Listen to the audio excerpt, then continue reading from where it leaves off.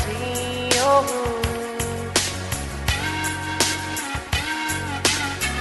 Pwedeng kakrong o kami Liyan o megareong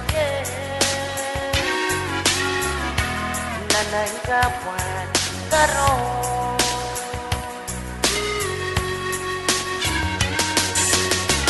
Intong-intong yin ko sa'yo.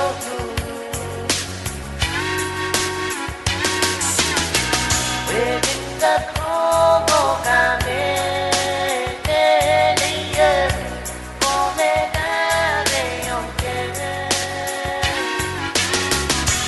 Nanay kapuan karon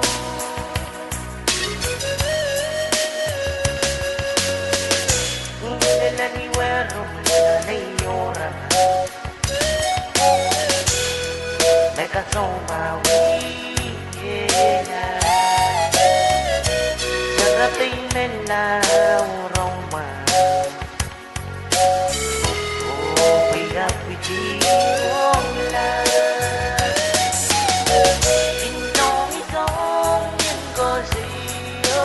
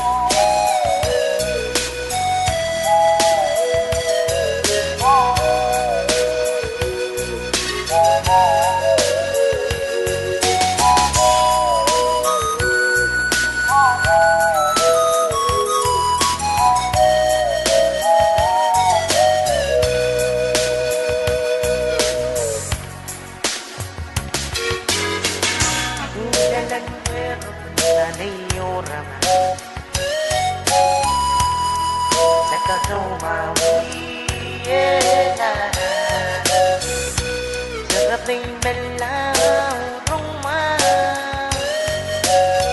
Oh, tidak bola Intong-intong ko sa'yo.